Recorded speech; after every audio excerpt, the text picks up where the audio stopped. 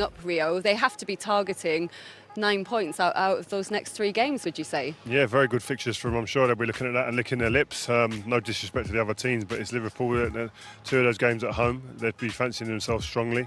But I totally agree with what you're saying. It's a newly assembled team, so to speak, with the new investment into the midfield especially. And to see them winning comfortably week in, week out is nice, I'm sure, but I think you learn a lot more about the team when there's a little bit of adversity at times or when things aren't going perfectly to plan. And today would have been one of those games, high pressure game, high pressure situation. Expectations are huge here at Anfield in this type of fixture because of the form in this fixture over the years, and they came through it. And in a way that he probably learnt a little bit more about his players as well, which I think is what he'll be very, very happy with listening to his interview. The Reds are on the move for an incredible attacker. Liverpool are battling with one of their Premier League rivals to sign an incredible attacking maestro, according to a new transfer report.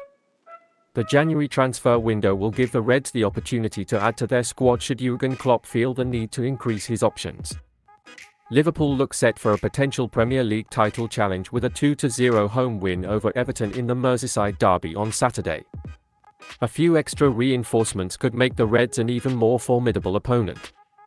The Reds, and by extension owner FSG, have been linked with a number of players recently, from Jamal Musiala to Manu Kone. Both represent exciting pieces of Liverpool transfer news. While Musiala is a great addition, it would not be a surprise if Liverpool focus on other areas of the pitch.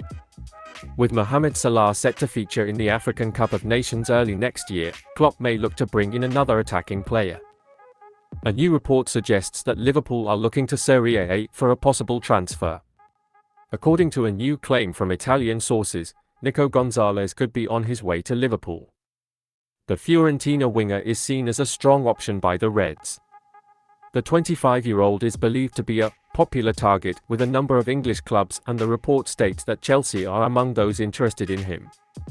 Liverpool have also sent scouts to watch him several times, which increases the possibility of a transfer. Fiorentina are demanding around €60 million for Gonzalez. Since arriving at Fiorentina from Stuttgart in 2021, Gonzalez has become a formidable player for Fiorentina. He proved to be a regular supplier of goals in the final third.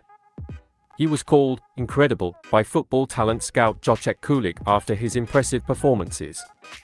Looking at Gonzalez's stats, he has been a consistent performer with 29 goals and 16 assists in 92 appearances. The Argentine has scored 5 goals in 6 Serie A appearances this season, predominantly in a right-wing attacking role. Liverpool see the Fiorentina ace as a good replacement for Salah. He could be an immediate replacement for Salah when he goes on AFCON duty in January.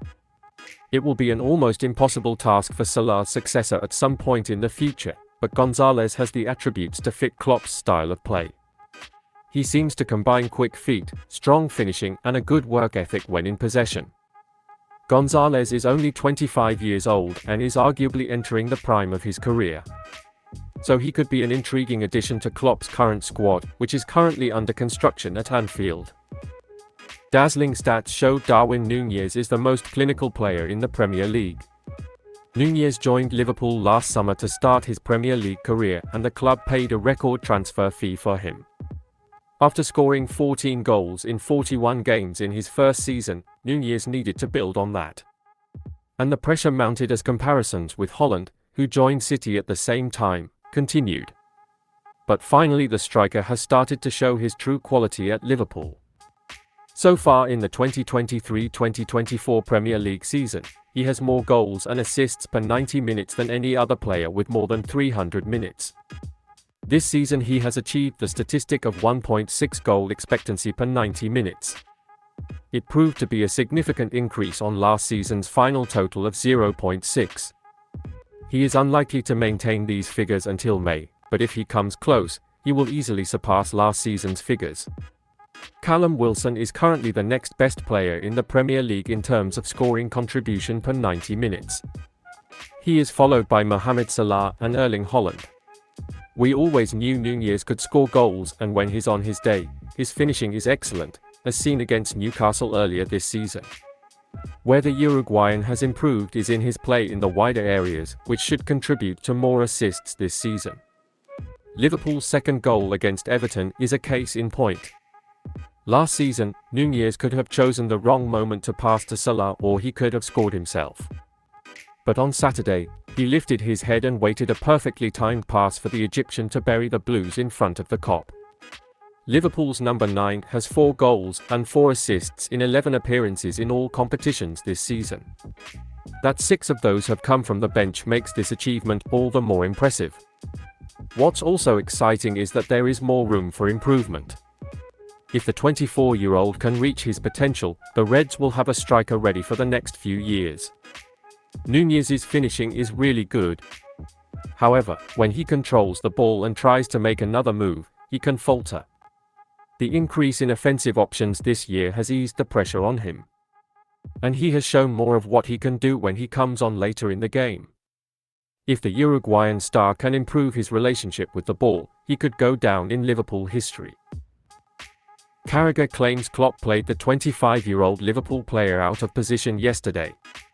Liverpool legend Jamie Carragher was frustrated with Trent Alexander-Arnold's positioning against Everton yesterday. Carragher insisted Trent should have dropped back after Everton's Ashley Young was sent off. The Englishman played a reverse role in the first half and at times looked like an attacking midfielder.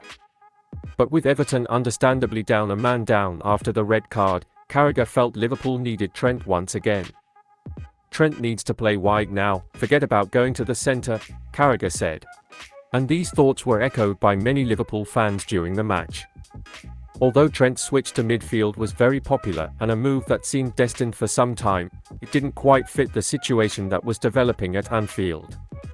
Carragher pointed out that Liverpool needed to stretch the Everton defence with Trent in his usual wide position. What's more, no one who believes in Liverpool needs to be reminded how effective Trent can be with his crosses.